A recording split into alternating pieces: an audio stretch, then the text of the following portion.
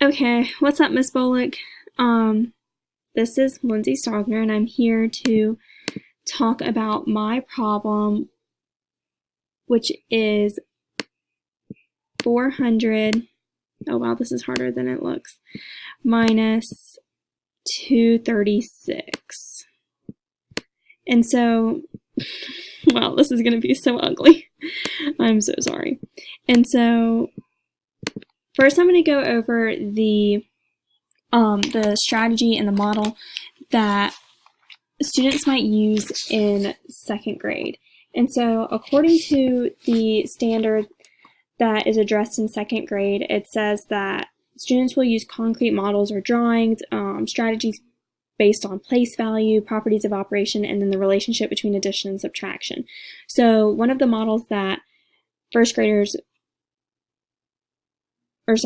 second graders most commonly use are number lines. And so that's the model that I'm choosing to use today.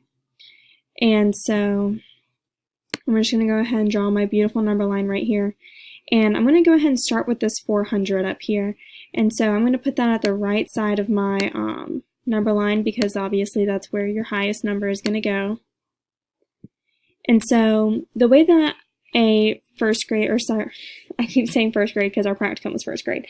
The way that a second grader would go about this is that they would draw this number line, and hopefully that they would start with putting 400 at the right because they realize that they are subtracting.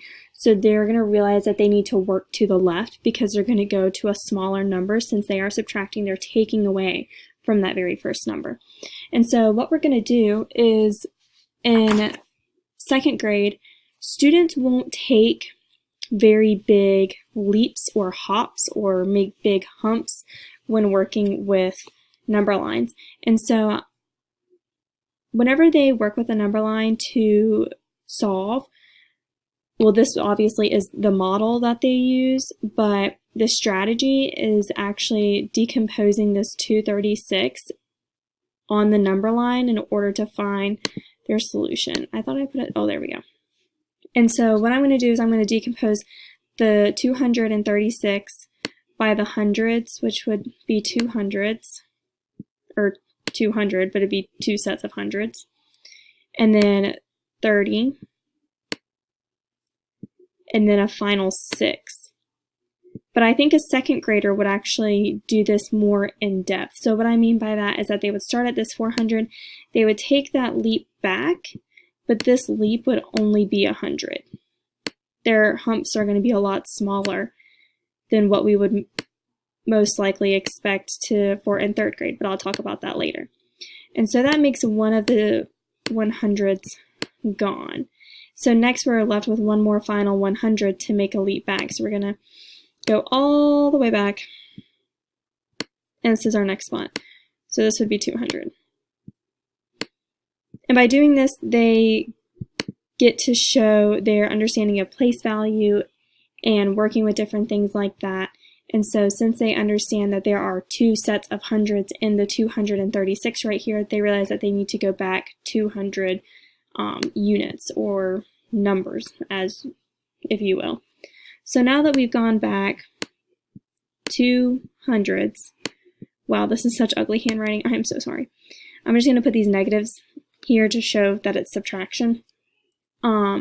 Finally, or not finally, in our middle step, essentially with the 30, I'm going to break it down into 3 10s because I feel like that is what a first grader would do. Sorry, second grader. That is what a second grader would do. They would not make a 30 jump. They would do 3 10s in order to decompose it a little bit more, and it makes it a more friendlier number to work with. So this is going to be minus 10 to represent 1/3 of the 30 that they're going to take away. So now we're at 190. So then this is going to become 20, or this would, sorry, this is just not very clear because you can't like see me like pointing at my screen. And then so now we're at 190, we're going to take away another 10. Then we're at 180. Wow, this handwriting is so bad. And then now we have 10 more left. Then we're going to one more 10 back. Then we're at 170. And I actually believe that if a second grader would break this 6 down into 5 and 1 to make it easier to work with again. So the 170, you will take away 5. And that would put you at 165. And then finally, they would do that last minus 1 to get to the 164. That does not look like a 4. So this is how I believe that a first grader, second grader would solve this problem. Also, they would use base 10 blocks and regrouping, but in order to make a fluid connection to the strategy that I'm choosing to use for, I'm actually going to make this bigger. For third grade, I chose to use the number line instead of doing base 10 blocks because I think it would help me make a better connection, honestly. All right, sorry if this is like giving you a headache. I have to like swipe in between my screen. So moving on to third grade, I shouldn't have erased the problem, but again, it was 400 minus, gosh, that is so bad. I'm so sorry. I'm doing this on my mouse pad, so it looks a little weird. 236. Boop. Okay, so again, like I just said, I am going to utilize a number line. And we're going to start with 400 over here at the right because, again, like how in second grade, that is so ugly. In second grade, how they realize that their biggest number is going to be over here on the right side of the number line. Hopefully a third grader would start there as well. The difference between second and third grade that I'm assuming that they would make the differences is how in second grade they had a lot of like little humps. Like we did 100 and then another 100 and then 310 humps and then a 5 and then a 1. This time we're not going to do that. We're going to actually use a bigger jump whenever we subtract each place value, if that makes sense. So I'm going to break this down again. I'm going to decompose it into each place value. So I have my 200s that take up the hundreds portion. I have the 30 that takes up the tens. And then finally the 6. So how before I made this 200 into 2 separate hundreds, I'm going to keep it together as 200. And how before with the 30, I broke it up into 3 tens. We're just going to keep it at 30 because that is what I believe a third grader would do. They don't need to make as many little steps in order to get to the answer. So again, we're going to start here at 400 and we're going to do one huge jump. And this would be our minus 200. And then that puts us at 200. This is so ugly. I'm so sorry. So now we have our 200 off. Oh, wow. And this also kind of goes along with them using an expanded form of a number in second grade does this as well. They use an expanded form of the number to help them understand place value, but also be able to break it apart in order to subtract or even add if I had an addition problem in a more clear and concise way. So they're actually working with smaller numbers that make up a bigger number. And I think that's something really important that they do. But sorry, that was a tangent. But now we're going to go and move on to our 30. So now that we're at 200, we're going to do our leap of 30.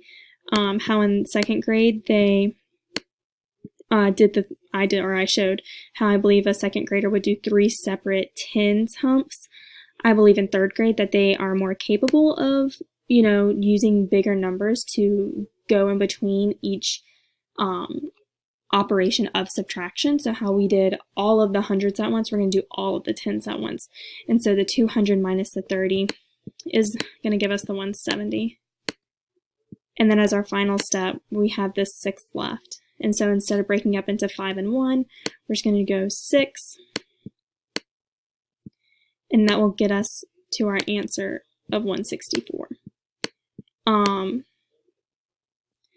feel like this is very important for us to understand because, where's the eraser?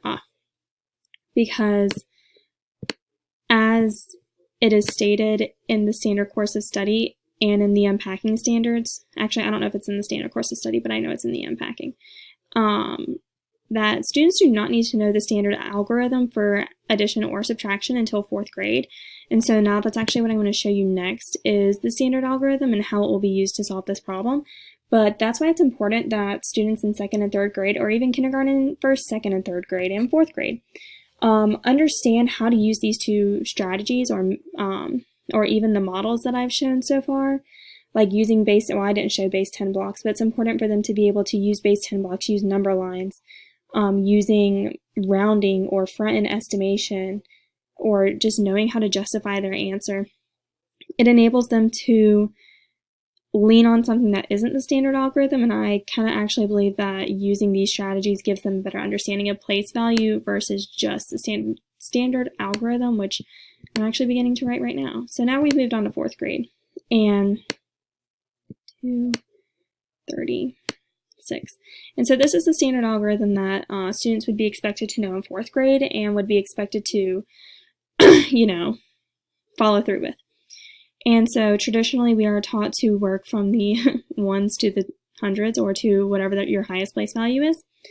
And so now that I have 400 over 236, if I were a 4th grader, they would begin here at the ones, and they would look at the top one's value, and they'd be like, oh no, this is a 0. I can't take 6 away from 0.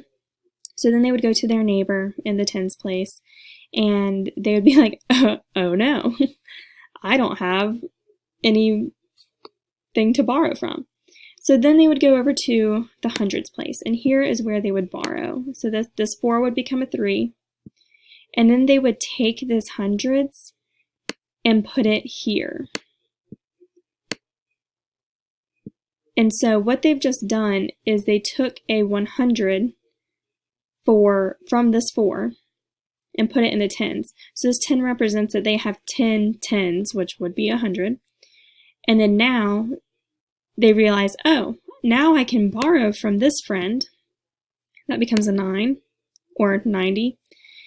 And then in our ones value, we actually have a 10 now. And so now we can do 10 minus 6, which gives us the 4 in the ones value, or the ones place value. And then now we have the 9 in our tens place. So it's really 90 minus 30, which would give us 60, or a 6 in the tens place value. And then now we move on to our hundreds. So we have 300 minus 200 essentially, or 3 minus 2, which would give us 1, or 100, as it is in this place value. So this is how students would get the answer using standard algorithm. A lot of the times whenever students get really comfortable using standard algorithm, the way that they do this is that many students wouldn't even write this 10. I remember doing that whenever I was a student. Like whenever I would borrow from the hundreds place, I wouldn't go ahead and write the 10 just to mark through and write a 9 if I knew I had to borrow from here to get to my ones, if that makes sense. So if I knew that I was borrowing from the hundreds to get to the ones, I would write a 9 right here, and then automatically make this a 10, and then automatically make that a 9. I would kind of skip this step, but that is something that they typically do a little bit later on. But yeah, that's my demonstration and explanation of the strategies and models that they use in different grades in order to do multi-digit addition or subtraction. In this case, it was subtraction. So in 2nd grade, they can use number lines and like base 10 blocks. I chose a number line. They typically make their hops on the number line in smaller groups. In 3rd grade, they still use number lines, but those hops tend to be bigger since they don't have to decompose the number as much in order to make it friendlier to work with. And then in 4th grade, that's whenever they are responsible for knowing the standard algorithm and being able to regroup and borrow and figure all that jazz out. So those were the strategies and models that I chose to share with you today.